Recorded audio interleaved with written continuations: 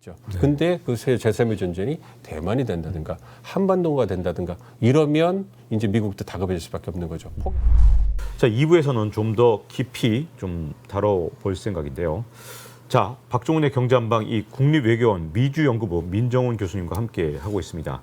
자, 사실 미국에서는 아프간 철군 이후에 중동에서 뭔가 좀 힘을 빼는 듯한 그런 모습을 좀 보여줘 왔었는데 과연 이 이스라엘 하마스의 전쟁 이후에 미국의 중동 외교가 어떻게 전개될지 참 궁금해지는데요. 바이든 대통령 입장에서는 사실은 2021년 아프간 철군, 이거 굉장히 상징적인 사건이었잖아요. 중동에서 점점 힘을 빼려고 했던 게 아닌가 싶은데 이렇게 되면 다시 중동이라는 어떤 블랙홀에 미국이 또 빨려 들어가는 거 아니냐, 이런 전망도 있더라고요. 어떻게 보십니까? 그렇죠. 그러니까 말씀해 주신 것처럼 미국은 중동에서 직접적인 관여, 군사적 개입하기를 이제 꺼리고 이제 빠져나오고 싶죠. 20년 걸린 거예요. 20년. 그렇지 않습니까? 2001년도에 9.11 사태가 터지고서 아프가니스탄 전쟁이 바로 그해 가을에 벌어졌잖아요. 그러고 나서 2003년인가 이라크 전쟁에 들어가면서 미국이 두 개의 전쟁을, 테러와 전쟁을 수행하게 되면서 굉장히 많은 국력이 빠져나가고 여기 2008년 금융사태가 오면서 미국이 휘청하는 그런 상황이 왔거든요. 그러면서 그런 국력이 쇠퇴했을 때 상대적으로 이제 계속 급속한 경제 성장하고 있었던 중국이 이제 G2로 부상하는 계기가 마련된 거거든요. 그러니까 그러한 그 전쟁에 빠져나오고 싶어가지고 진짜 미국 행정부가 많은 노력했습니다. 그래서 오바마 행정부 때 어렵게 이스라엘 전쟁을 진짜 허겁지겁 마무리 대강 해놓고 나왔고요. 공화당 정권에서 전쟁을 시작했는데 그거를 민주당 정권에서 다 마무리한다고 고생하는 거 보면 참 아이러니한데요. 그래서 이제 그 2021년에 20년이잖아요. 그래서 천문학적인 돈을 쓰고 정말 수많은 인명이 살상되고 사상자가 난 그러한 아프간 전장을 진짜로 그 여름에 보셨겠지만 그 비행기에서 그 아프간의 국민들 떨어지는데도 그냥 모든 무기고 다 버리고 그냥 나와버리잖아요. 그런데 그래도 흥미로웠던 건 뭐냐면 그러한 무질서하고 뭔가 혼란스러운, 그러니까 베트남의 미국의 패망을 상기시키는 이러한 모습에 대해서는 미국 국민들이 실망했고 바이든 대통령의 비난을 좀 이렇게 보냈지만 아프가니스탄 전쟁을 끝낸 그 자체에 대해서는 긍정적으로 평가를 하고 있어요. 철군상은 굉장히 좀 혼란스러웠다. 이거는 좀 잘못한 부분이다. 이러면서도 궁극적으로 빠져나간 건 잘한 거다. 그러니까 과반 이상 유권자들이 그렇게 평을 해줬단 말이에요. 지금도 여론조사 보시면 이스라엘이라든지 아랍 국가 이런 분의 어떤 그 미국이 뭐 도와줘야 된다 이런 부분에도 원칙적으로 지지를 하죠. 물론 이게 이제 민주당 지지자냐 공화당 지지자냐 차이가 있습니다만 그럼에도 불구하고 미국이 다시 또 직접적으로 개입하는 걸 찬성하냐? 이건 과반이 반대를 하고 있어요. 이런 부분을 본다면 바이든 행정부가 그리고 미국이 중동에 다시 직접적으로 개입하기는 쉽지 않은 상황이 올 거다. 지금 주요한 행위자인 이스라엘, 사우디, 이란 이 세 국가가 갖고 있는 힘의 균형을 다시금 재건해서 뭔가 미국은 뭔가 좀 옵쇼어 밸런싱이라서 좀 떨어져가지고 이 균형을 유지하는 모습을 보여주면서 직접적인 개입은 피하고 나머지 국력은 국내적 역량 그리고 아시아로 돌리기는 노력을 할 거기 때문에 이 부분에 있어서 중국이 어떤 모습을 보이느냐 이것도 굉장한 관심사가 될 수 있는 겁니다. 트럼프 정부 때는 사실은 이 사우디아라비아를 우군으로 끌어들이면서 이스라엘이 아브라함 협정, 아랍 국가들하고 연쇄 평화 협정들을 체결하고 그때하고 지금은 어떻게 달라졌다고 보시나요? 그 연속선상이 있었다고 좀 생각을 하고 있었어요. 아브라함 협정을 통해 가지고 사실 트럼프 대통령이 수도를 예루살렘으로 옮길 때 저게 무슨 그 배경이 있길래 저런 결정을 했을까 했는데 아랍 국가들이 반발을 했지만 미국의 힘에 밀려서 그냥 감수밖에 없었죠.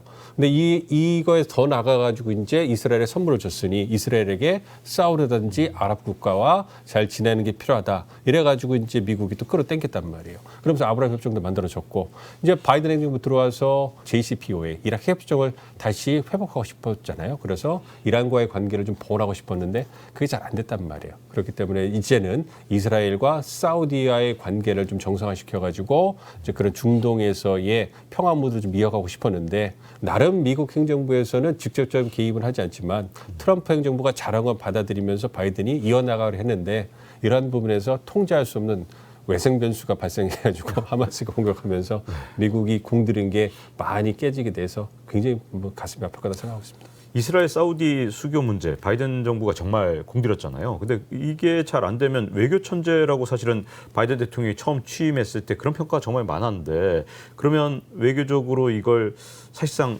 실패한 외교라고 봐야 될까요? 이 시점에서 어떻게 될까요? 지켜봐야죠.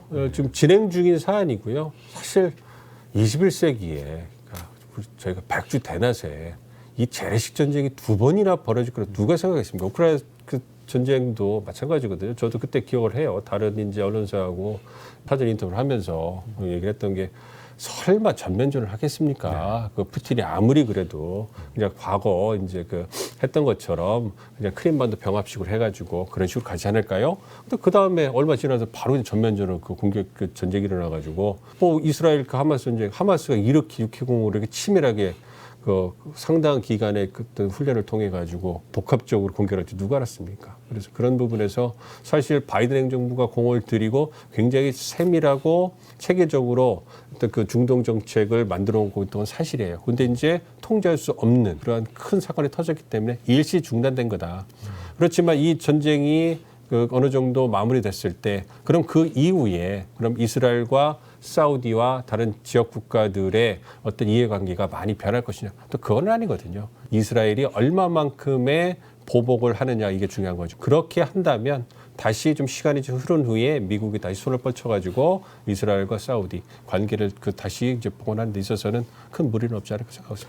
이스라엘 내부의 문제를 해결하는 방법 중에 어쨌든 두 국가 해법 굉장히 관심이 많았고 해결책이 될 수도 있었던 거잖아요. 근데 요즘에는 뭐 물론 이제 가자지구까지 해서 세 국가 해법까지 나오고 있는데 지금 사실은 가자지구 같은 경우는 완전히 다른 나라처럼 거의 움직이고 있는 거 아닙니까? 근데 혹시 세 국가 해법이나 두 국가 해법이 가능할까요? 아니면 여전히 불가능한 문제일까요? 이스라엘에 달렸죠. 네. 그러니까 두 국가 해법에 대해서 미국도 찬성하고 지역부도 찬성하는데 어쨌든 이스라엘도 출구가 필요하거든요. 네. 그러니까 가자지구에서 완전히 빠져나왔잖아요.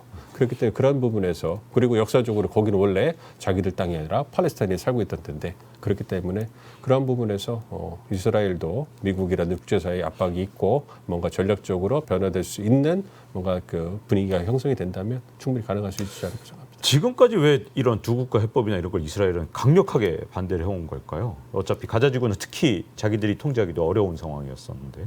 가자지구라든지 그 서한지구에서의 어떤 그 두 지역을 그 공존을 하면서도 뭔가 굉장히 견제하고 굉장히 좀 이렇게 군사적으로 이제 경계 상태에 있었잖아요. 그거는 이스라엘이 여전히 지역 국가들과의 관계에 있어가지고 열세 있다는 걸 보여주는 거거든요. 그냥 어떻게 보면 외톨이잖아요. 그렇기 때문에 두 국가 해법이라는 것이 과연 자국의 안보를 담보해줄 수 있을 것인가에 대한 그러한 불안이 있었다고 생각을 하고요. 서방이 이스라엘에 대한 지지가 완전히 그 견고하다는 걸 봤기 때문에 이제는 좀 변할 가능성도 있지 않을까 좀 생각하는데 지켜봐야 될 것 같습니다. 네. 아까 앞서서 이제 중국 말씀을 하셨는데 이번에 중국이 중동에서 특히 아랍 국가들을 상대로 해서 영향력을 확대할 수 있는 그런 기회가 되도록 미국이 이걸 그냥 용납할 수는 없는 거 아닙니까? 혹시 근데 그럴 가능성은 현재로서는 있는 거잖아요. 어떻게 보십니까, 중국은? 그렇죠. 그러니까 미국도 사실 그 미국이 빠져나간 중동 지역의 어떤 그 힘의 공백을 중국이 차지하는 것에 대해서 미국도 달가워하진 않죠. 근데 다른 대안이 없잖아요. 그러니까 미국이 빠져나갔다고 해서 중국이 못 들어오면 거기를 러시아가 들어올 건가? 아니면 그 공백 상태가 계속하게 되면 굉장히 그 지역의 안보가 불안할 텐데요. 이 부분에 대해서 사실 미국도 큰 그 해결책은 없는 상황이거든요. 중동이라는 아랍 국가들의 전략적 중요성이 미국에게는 과거에 비해서 떨어졌다고 말씀드렸잖아요. 그러니까 그거에 대해서는 미국이 좀 포기를 해야 되겠죠. 그 부분을 중국이 치고 들어오는 것이고. 그래서 다음 달에 그 개최되는 에이펙 정상회담에서 분명히 이스라엘 하마스 전쟁에 대해서 두 정상이 논의를 하실 거고요. 거기에서 지금도 소통이 되고 있다고 저는 개인적으로 생각합니다. 그러니까 미국 측이 중국과 소통하면서 이제 그 아랍 국가들이 자제하도록 특히 이란이 전쟁의 개입을 자제하도록 요청을 하고 있을 거고 분명히 중국도 할 수 있는 만큼의 역할을 하고 있다고 생각하기 때문에 중국이 어떤 아랍 그 중동 지역에 갖는 영향력은 어느 정도 인정해주는 분위기가 만들어질 수도 있다 이렇게 생각합니다. 이 보통 때와 달리 지금 빈살만 왕세자가 사우디의 정말 실세로서 활동을 하기 때문에 빈살만 왕세자는 이런 중요한 때마다 뭔가 자신의 영향력을 확대하려고 진짜 노력을 많이 해왔단 말입니다. 그러다 보면 이번에 또 사우디가 갖고 있는 위치가 뭔가 조금 중재자로서 떠오를 수 있는 충분한 위치이기도 하고 혹시 사우디가 그런 역할을 할 가능성 어떻게 생각하십니까? 충분히 있죠. 그리고 지금도 원론적인 메시지를 내고 팔레스타인을 지지한다 하지만 미국과 긴밀히 소통을 하면서 어떤 그 지역의 맹주로서의 모습을 보여주고 있다고 생각을 하고 있습니다. 그러니까 사우디는 이란도 신경을 써야 될 거고요, 이스라엘도 신경을 써야 될 거고요. 특히 하마스와 이스라엘의 어떤 지금 분쟁이 어떻게 진행되고 있는가를 지켜보고 있을 거예요. 섣불리 개입을 했다가는 또 빠져나올 수 없는 그러한 덫에 걸릴 수 있기 때문에 신중하게 지켜보면서 이제 그 입장을 정리하고 있을 거고요. 그래서 원론적인 입장만을 갖다 발표를 하고 이제 상황의 추이를 지켜보고 있다 이렇게 생각을 하고 있습니다. 그렇지만 뒤에서 이제 이집트라든지 카타르라든지 그런 국가들과의 소통을 통해 가지고 인재 석방이라든지 공급 수급에 있어서 차질이 없도록 사우디가 어떠한 역할을 해줄 것인가 이런 부분에 대해서 역할을 하고 있다고 생각을 하고 있거든요. 그렇기 때문에 굉장히 노련하다 이런 생각을 좀 하게 됐어요. 이번에 보면서 원칙적 메시지를 내고 굉장히 자제하는 신중한 모습을 보여주는 걸 보고서 미국과 중국 사이에서 줄타기를 할 만큼 이제 노련한 지도자가 된 것이 아니냐 이런 모습을 좀 생각도 개인적으로 좀 했거든요. 그런 부분을 본다면 앞으로 그 사우디가 어떤 지역의 맹주로서 어떤 보다 더 적극적인 할 그런 가능성이 더 크다 이렇게 생각하고 있습니다. 이 미국이 관리해야 되는 전선 이게 지금 현재 어쨌든 지금 2개가 된 거잖아요. 미국이 2개 이상의 전선을 감당할 수 없다고 생각하는 데가 있다면 세 번째 분쟁을 일으키고 막 이런 식으로 좀 더 분쟁이 늘어날 가능성이 있지 않습니까? 지금 미국은 2개의 전선을 다 관리할 수 있는지 그리고 세 번째가 일어나는 것이 촉발되는 문제를 가져올 수 있는지 지금 상황이 궁금한데요. 어느 지역이 되냐가 좀 가장 중요한 고려가 되겠죠. 과거 같은 세계 경찰로서 적극적으로 세계 문제에 모두 다 개입하는 이런 미국은 아니거든요. 그러니까 핵심적인 이익이 있는 지역을 최우선으로 해가지고 개입을 하기 때문에 그것이 아시아, 유럽, 중동이라고 말씀드렸잖아요. 그러니까 바이든 행정부 들어와서 뭐 인도태평양 전략이네, 그 글로벌 리더십 복원이네 이런 얘기를 하지만 뭐 아프리카 문제라든지 다른 뭐 그 힘없는 개발도상국의 문제 미국이 그렇게 개입 많이 안 하고 있거든요. 아세안 문제만 봐도 그렇게 적극적인 역할을 못 하고 있거든요. 근데 만약에 아프리카 이런 데서 제3의 전선이 형성된다. 그럼 미국이 신경 많이 못 쓰겠죠. 근데 그 제3의 전쟁이 대만이 된다든가 한반도가 된다든가 이러면 이제 미국도 다급해질 수밖에 없는 거죠. 포기할 수 없는 핵심 이익이 있는 지역이기 때문에 완전히 다른 상황이 펼쳐질 거고 미국 내에서 진행되고 있는 논의를 보면 아직도 공화당 전반적으로는 우크라이나 전쟁에 대해서 지원해줘야 된다. 이런 공감대가 형성돼 있어요. 그렇지만 얼마나 많은 천문학적인 돈을 깜깜이식으로 지원해 줄 거냐. 이거에 대해서 비판적 목소리가 나오고 있고 계속 커지고 있죠. 그리고 지금 마이크 존슨이랑 하원 의장 당선된 분도 굉장히 극보수고요. 우크라이나 지원하는 거 반대하는 분이란 말이에요. 바이든 행정부에서 패키지로 묶어가서 우크라이나 전쟁 지원한 예산하고 이스라엘 지원 예산하고 함께 묶어서 패키지로 들어갔잖아요. 남북 국경하고 미국의 공화당 보수들이 이거 못한다. 빼자 이래가지고 단독으로 이스라엘 지지하는 법안만 단독으로 발의를 하고 이러거든요. 내년 대선을 앞두고 공화당에서도 계속 신중하게 돈 써야 된다, 우선순위가 있어야 된다. 이러면 아무래도 이스라엘 우선 지원이 되고 그다음에 우크라이나, 그다음에 고려가 되잖아요. 그러니까 우크라이나로서 굉장히 우려할 수밖에 없을 것이고 또 젤렌스키 대통령이 갖고 있는 어떤 정치 어려움도 계속 올라오고 있잖아요. 그런 부분에서 이제 차이가 있을 거라고 봅니다. 그러니까 전략적 고려에서 차별이 분명히 될 거고 만약에 제3의 전선이 한반도나 대만의 중심으로 형성이 된다면 그러면 우선순위가 우크라이나 더 밀릴 거 아니에요. 네. 간접적으로 군사적 지원을 하겠지만 아무래도 관심이나 어떤 기여도가 떨어질 거기 때문에 지금 러시아만 웃고 있는 거 아닙니까? 그러니까요.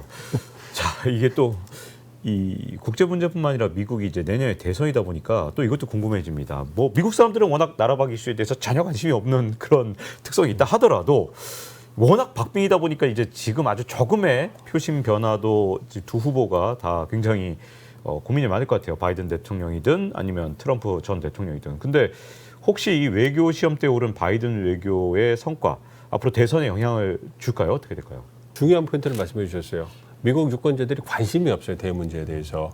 근데 대외 문제, 대외 정책에 대해 관심을 갖는 때가 언제냐면 미국이 전쟁에 직접적으로 개입해서 사상자가 발생하고 그게 언론 보도됐을 때는 그거에 대해 관심을 가져요. 그러니까 2004년도 대선을 생각해 보시면 이때는 이라크 전쟁이 굉장히 중요한 이슈가 됐습니다. 그래서 바이든의 그때 조지 W 부시 행정부가 그 이라크 전쟁을 잘했냐 못했냐 이것이 중요한 어떤 투표의 결정 요인 중에 하나였거든요. 전쟁 상황이 나면 국민들이 현지 대통령 리더십 밑에 모여가지고 우리가 랠리 더 플래그 이펙트 뭐 이런 얘기 하잖아요. 그래서 웰리 이펙트가 발생해서 부시 대통령이 조지 W 부시 대통령이 어떤 그 낙승을 했거든요.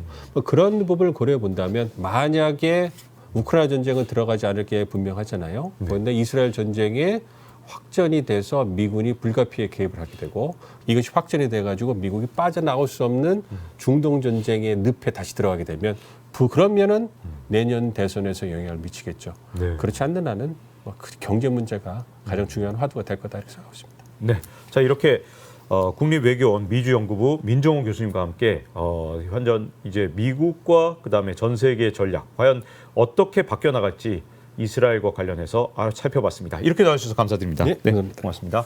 네, 박종훈의 경제막 이제 마칠 시간이 됐습니다. 다음 시간에 뵙겠습니다. 감사합니다.